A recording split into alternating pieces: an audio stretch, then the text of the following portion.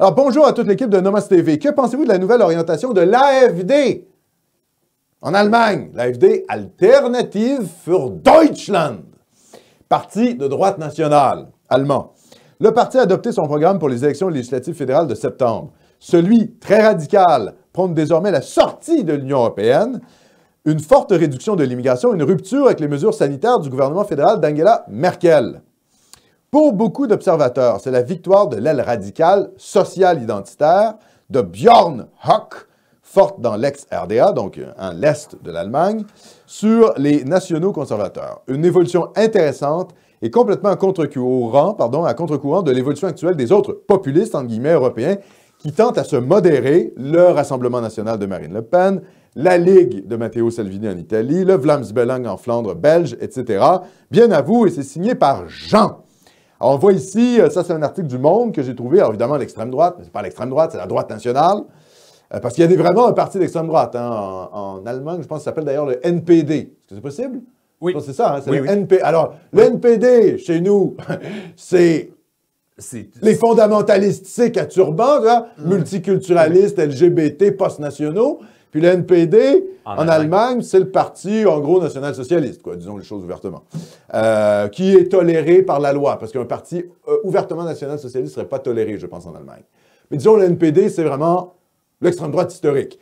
Tandis que l'AfD, c'est plutôt des conservateurs nationalistes. Universitaires, beaucoup. Ou beaucoup d'intellectuels, d'universitaires, et parti extrêmement intéressant.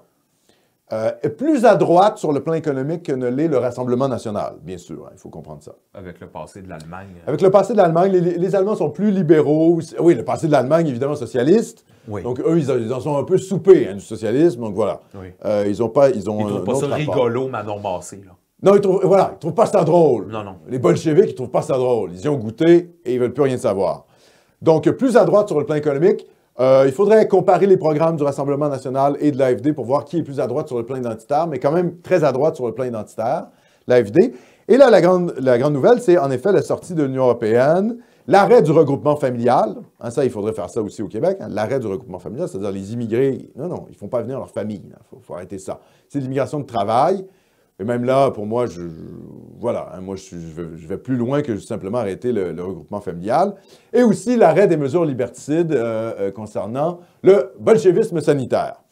Donc, un parti, tendance libérale, nationaliste. Libéral sur le plan économique, libéral sur le plan même peut-être des libertés individuelles pour les Allemands, mais sur le plan identitaire, extrêmement ferme.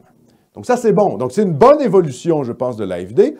Ce qu'il faut bien comprendre aussi avec la sortie de l'Union européenne, contrairement aux Européens de l'Est, des gens comme Viktor Orban, qui ne veulent pas nécessairement sortir de l'Union européenne, c'est que l'Allemagne paye pour le reste de l'Europe. L'Allemagne, c'est le pays riche. Donc oui, l'euro est un taux avantageux pour l'Allemagne, donc ça avantage l'Allemagne sur le plan économique.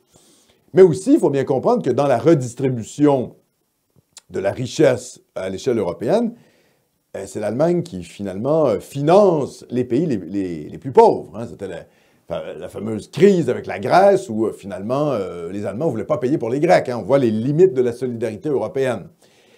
Et là, non seulement l'Union européenne, finalement, fait en sorte que l'Allemagne est obligée, finalement, de redistribuer une partie de son argent, mais en plus, elle impose des règles pour l'immigration massive. Donc, évidemment, d'un point de vue nationaliste allemand, les gars, ils se disent, OK, oui, on domine l'Europe, on domine l'Union européenne parce qu'on est finalement le centre économique, mais ça demeure un problème pour nous.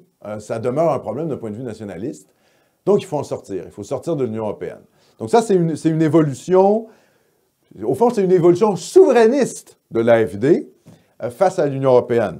Tandis qu'un type comme Viktor Orban, qu'est-ce qu'il veut, Viktor Orban? Eh bien, il veut prendre le fric de l'Union européenne. Il veut l'argent pour, finalement, financer son économie et puis aider les infrastructures hongroises. Mais il ne veut pas les délires idéologiques de l'Union européenne. Il ne veut pas les migrants, il ne veut pas tout le délire LGBT, enfants transgenres, et tout ça. Ils ne veulent rien savoir de ça. Donc, évidemment, c'est une autre situation. Et je pense que le plan à moyen terme, peut-être même long terme, des Européens de l'Est, la Pologne, la Hongrie, c'est de prendre le fric de l'Union européenne, et puis quand ils vont être assez remontés sur le plan économique, quand ils vont avoir finalement des finances publiques un peu mieux, un développement économique plus grand, ils vont envoyer balancer l'UE. Ça, c'est ma prédiction. L'attachement viscéral des Européens de l'Est à l'Union européenne est devenu un attachement économique. Enfin, il n'est pas viscéral, il est purement pragmatique. Et au fond, ce qu'ils veulent, c'est les armes américaines pour les protéger d'un possible expansionnisme russe, surtout dans le cas polonais, là, plus que hongrois. Donc, ils veulent l'armée américaine, hein, ils veulent la protection américaine, et finalement, l'Union européenne, ils veulent le fric de l'Union européenne. Mais ils ne veulent pas le projet sociétal qui vient avec. Et c'est ça le problème de l'Europe de l'Est. L'Europe de l'Est, son problème, c'est qu'elle voit l'Europe de l'Ouest rentrer dans une espèce d'ethnomasochisme, révolution culturelle anti-blanche, on enlève finalement des noms d'écoles parce que les gens sont blancs. Ils voient ça aller. Black Lives Matter, vous savez, les types qui se mettent à genoux devant les Noirs aux États-Unis, et même partout maintenant en Europe. Ils veulent rien savoir de tout ça. Donc, c'est ça le problème de l'Europe de l'Est, c'est sa faiblesse économique. Et, ultimement, sa faiblesse militaire. Donc, vont-ils pouvoir résister? On l'espère. En tout cas, je trouve que cette radicalisation en guillemets, en fait, cette évolution, plutôt, je devrais dire, cette évolution souverainiste de l'AfD vers une espèce de souverainisme, ça met de la pression aux institutions européennes. C'est, grosso modo, une bonne chose. Après, est-ce que l'AfD peut vraiment prendre le pouvoir?